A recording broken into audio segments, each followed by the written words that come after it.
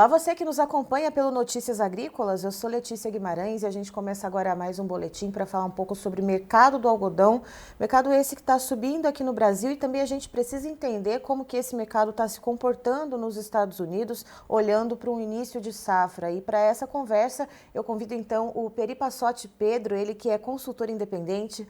Peri, seja muito bem-vindo. Olá, obrigado pelo convite, Letícia. É sempre um prazer estar trabalhando junto com vocês aqui no canal.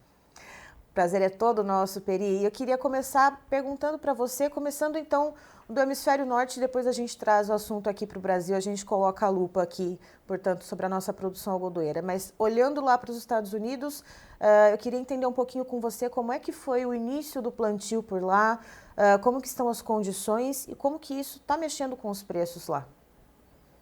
Olha, os Estados Unidos vêm de 3, 4 anos muito difíceis para a produção, climaticamente e também para o ego. Faz 2 anos que eles perderam o posto de maior exportador mundial para o Brasil depois de muitos e muitos anos. Então, as condições não vinham bem e as condições climáticas que eles começam a plantar esse ano também não são boas. Então, a gente tem como maior termômetro o estado do Texas, que é o maior produtor dos Estados Unidos. Esse estado começa seu plantio na semana passada, com a parte mais importante da sua área sob seca. E a outra parte, que é um pouco menos importante, sob seca severa. Então, mais uma vez, o estado do Texas, no estado do Texas, os produtores começam plantando. Eles vão plantar, porque eles têm seguros subsidiados que permitem que eles plantem isso sem medo. Se tiver um problema climático lá na frente, se não conseguir produzir, se essa seca persistir, eles vão chamar esse seguro, vão receber uma parte. Então, eles costumam plantar, mas não foi um bom começo para a safra americana. E Nova York, de uma maneira limitada, mas ainda refletindo, reflete essa subida essa semana. E Peri, olhando para essa subida dos preços em Nova York e também observando a decisão do Federal Reserve, né, como o Banco Central que a gente tem aqui, mas que é o Federal Reserve nos Estados Unidos, decidiu pela manutenção da taxa de juros por lá.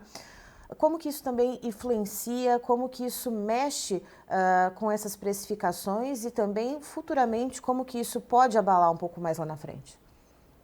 Pois é, isso volta para aquele problema do algodão. O algodão tem essa particularidade de ser um produto que pode ser postergado. Então, quando diminui a capacidade de compra da população, o algodão sofre mais do que os outros. É isso que a gente está sofrendo nesse momento. Apesar dos salários não terem caído mundialmente, ah, o mundo desenvolvido, Estados Unidos e Europa, eles estão enfrentando a sua maior inflação desde 1980, segundo o choque do petróleo. Então, essa inflação alta, que eles não sabem muito bem o que é, porque ficaram décadas sem conhecê-la, sem vê-la, essa inflação corrói o poder de compra deles e faz com que sobe menos dinheiro no fim do mês para gastar com produtos discricionários, né? E Uhum. aí, entre eles, o algodão não pode deixar de ser comprado, os produtos têxteis, mas você pode postergar. Então, é nesse cenário que a gente olha a inflação como a bala de prata que vai trazer o consumo de volta para o algodão. A gente precisa que essa inflação seja colocada sob controle para que sobe mais dinheiro no bolso do consumidor, para que esse consumidor volte a consumir algodão nos países que mais consomem algodão, Estados Unidos e Europa. O Fed vinha, no ano passado, baixando os seus juros, o que demonstrava que ele estava confortável com a tendência de inflação, estava entendendo que a inflação estava indo para um caminho que permitia que ele diminuísse os juros. Nas últimas duas reuniões, ele interrompeu esse movimento, provavelmente em função das medidas anunciadas pelo governo Trump, que nós sabemos são bastante inflacionárias. A gente não sabe ao quanto dessas medidas serão efetivamente implantadas, mas à medida que ele vai implantando mais essas medidas, é natural que o Fed fique mais preocupado e pare de baixar juros. A gente precisa que ele volte a ficar confortável, que essas medidas venham no sentido de reduzir a inflação e ele volte a baixar juros e baixar a inflação. É isso que a gente precisa aqui no mundo do algodão, Letícia. E, Peri, você citou essa questão, né, das medidas do Trump. A que passo ele vai implantá-las ou não, mas também existe um efeito, de certa forma, psicológico dessas falas, dessas bravatas, que às vezes podem se concretizar ou simplesmente não, ou ele recua de alguma medida. Isso torna um ambiente ainda um pouco mais hostil para o mercado do algodão, em algum sentido? Ele torna o ambiente mais hostil para todas as commodities e todas as securities, né? Todos os títulos que são menos seguros do que a renda fixa, enfim. No momento em que e a gente já viu isso nos primeiros 4 anos do Trump, a gente passa a ser governado e a gente não sabe com que notícia a gente vai acordar, né? Ele acorda a medida anunciada no Twitter e essa imprevisibilidade que ele usa a favor dele, né? Ele usa essa imprevisibilidade na hora que ele senta na mesa para fazer uma negociação, seja com China, seja com Europa, seja com a OTAN, Nações Unidas. Então ele diz, olha, não brinca comigo que eu sou imprevisível. Então, esse é o estilo dele governar e isso faz com que os mercados se tornem mais voláteis, mais arriscados e o dinheiro como um todo tende a migrar para portos mais seguros, que normalmente são títulos de renda fixa do país. Então, isso tem um efeito mundial e o algodão não passa incólume, ele também acaba sofrendo nesses momentos de imprevisibilidade, nesses momentos de volatilidade alta, Letícia. Não é bom para a gente, mas o que a gente espera é que aí com 6 meses de governo a gente já tenha uma ideia melhor de até onde ele vai bater, até onde ele vai ser imprevisível e a gente possa ir nos ajustando e, enfim, os mercados devem ir se acomodando aí. E, Peri, outro ponto que eu queria que você trouxesse também para a nossa audiência é essa questão do petróleo, um movimento ascendente, como que isso também se conflita, né? Como que isso se junta nessas peças de quebra-cabeça, né? Olhando para os tecidos sintéticos, olhando então para a fibra, perdão, do algodão. Pois é, esse é um objeto de estudo infindável no mercado de algodão, o quanto que a fibra sintética ainda compete com a gente, o quanto que ela ainda consegue fazer os nossos preços irem para cima e para baixo. Tem sim um efeito aí de concorrência entre as duas fibras, mas a gente entende que a fibra sintética é mais barata e aonde ela pode ser usada no mundo, ela já foi usada. Então, a gente viu durante os anos 2000, dos anos 90 e 2000, a fibra sintética tomar bastante mercado do algodão, mas essa tomada de mercado ela se estabilizou nos últimos 15 anos, tá? Então, hoje a gente acredita que ela não faz tanta diferença. É ruim para a gente que caia, mas tem outras coisas que acabam entrando nesses fatores. Então, recentemente aqui no Brasil, por exemplo, existe um movimento anti-dumping nas fibras sintéticas que são importadas. Então, muitas empresas, existe uma tendência do governo em fazer isso, em sobretaxar as fibras sintéticas que entram no Brasil. Então, para te dizer que essa concorrência ela é muito menos clara e direta do que a lógica possa parecer, e que por causa disso, o que a gente faz é olhar isso com bastante sal. É ruim, mas não é tão ruim. A gente pode, é uma variabilidade que pode ser muito mais gerenciável do que, por exemplo, inflação e juros. Isso realmente pega a gente no peito e acaba baixando os preços de forma contínua. A gente vai aí para quase 3 anos de preços historicamente baixos no mundo do algodão. A gente precisa que isso reaja. E olhando para a questão dos juros, né, a gente falou da manutenção das taxas de juros nos Estados Unidos, e aí agora colocando a lupa sobre o nosso Brasilzão, aqui aconteceu justamente o contrário, né? Houve um aumento da taxa Selic, e eu queria que você também trouxesse esse aspecto aqui para o Brasil, e a gente está vendo os preços, de certa forma, em alta para o algodão aqui no país, né, Peri? Isso é engraçado. A gente está bem na contramão. Então, quando o mundo estava subindo as suas taxas de juros e inflação descontrolada, nós somos um dos primeiros países a conseguir controlar a sua inflação e, a partir daí, baixar as taxas de juros, né? Num processo de contração fiscal. Tudo isso muda, né, com o novo governo. Então, você tem uma expansão fiscal, junto com essa expansão fiscal vem um aumento da inflação, junto com o aumento dessa inflação, vem um aumento dos juros. Havia uma expectativa que esse aumento dos juros tivesse um componente político, estava sendo exagerado.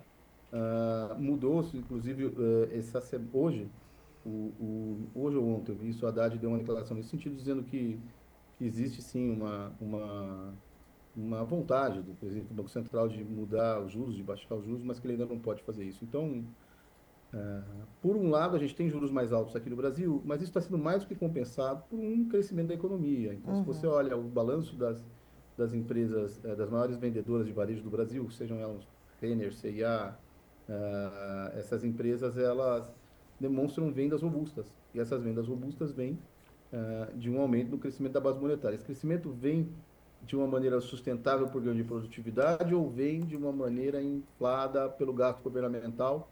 Essa é uma discussão, muita gente acha que é o gasto governamental quem está fazendo isso, isso não é sustentável, mas, enquanto isso, o consumo aumenta, a indústria nacional está repassando esses preços, essa inflação, para os seus produtos têxteis, e isso não está reduzindo o consumo, as pessoas continuam comprando, o desemprego está baixo, então a gente vê esse momento bom no Brasil para a indústria.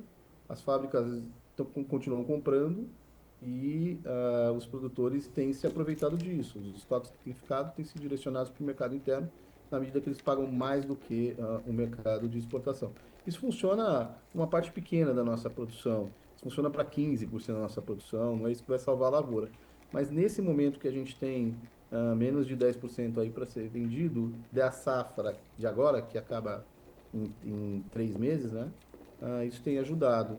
Mas não é algo que dá para a gente se apoiar e aumentar a área e fazer investimentos que vão ser pagos em 5, 10 anos, baseados na indústria nacional. A indústria nacional é muito bem-vinda, forte, competitiva, mas não é ela que vai sustentar os preços do algodão brasileiro. O algodão brasileiro tem que continuar fazendo o que já vem fazendo há muitos anos, que é ganhar espaço lá fora, ganhar reputação e seguir firme no ganho de qualidade para poder cada vez mais atingir mercados melhores, maiores e que pagam mais. E Peri, o que a gente pode ver no curto, médio prazo, né? A gente vai ter ainda a safra 24, 25, tem a safra 25 e 26, que também, de certa forma, já é de alguma maneira planejada. Como que se planeja esse tipo de safra, assim, já antecipando essas questões inflacionárias, que é o que está pegando na questão do consumo, que você disse, mas também pensando no clima. A gente está vendo o clima nos Estados Unidos, como que a gente consegue antever alguma coisa, se é que isso é possível de alguma forma? Lá para 24, 25 já está toda no chão, foi plantada com um pouquinho de atraso. Comercialmente, o produtor tem vendido toda vez que tem alguma oportunidade, os preços não estão muito interessantes. A maioria dos produtores ainda consegue pagar suas contas com os preços que existem hoje, então e continua a sustentabilidade financeira da cadeia do algodão, da produção, ela não está ameaçada, e os produtores do Brasil, sendo hoje, eu acredito, os mais eficientes do mundo em termos de plantio e algodão colhido à máquina, eles acabam tendo uma posição defensiva. Isso se traduz no aumento de 3 a 5% quando você olha a área, quando você olha a produção que está sendo projetado pela Conab, é onde a gente acredita também que a produção brasileira deve ficar aí em pelo menos 3,8, 3,9 milhões de toneladas. Então, o produtor brasileiro, isso para a safra 25, a safra 25, 26, ela também está sendo já comercializada. E o produtor de algodão, que entende que ele tem uma operação muito mais arriscada do que a de grãos, né? Ele faz esse gerenciamento de risco comprando e vendendo ao mesmo tempo. Então, ao mesmo tempo que ele compra os insumos, ele vai vendendo o seu produto. Existe liquidez para a safra 26, as tradings estão aí para dar essa liquidez. E com isso ele vai travando suas relações de troca e segue crescendo. O jogo da agricultura, da produção, ele é uma maratona, né? Ele não é uma corrida de 100 metros curtos. Então, vem governo, sai governo, vem uma política econômica, uma política monetária, essa política vai embora e o produtor segue trabalhando e lutando, às vezes com vento a favor, às vezes com vento contra, às vezes o governo ajuda menos, às vezes ajuda mais, mas o produtor continua, segue plantando, segue ganhando mercado, segue fazendo o que tem que fazer de uma maneira muito bem organizada, muito limpa, como vem fazendo na indústria do algodão desde da grande retomada da exportação nos anos 90, Letícia. Perfeito. Peri, muito obrigada, meu caro. Receber você aqui no Notícias Agrícolas é sempre um grande prazer e, claro, você é sempre muito bem-vindo aqui com a gente. A gente sempre fica muito orgulhoso, muito contente de estar trabalhando juntos.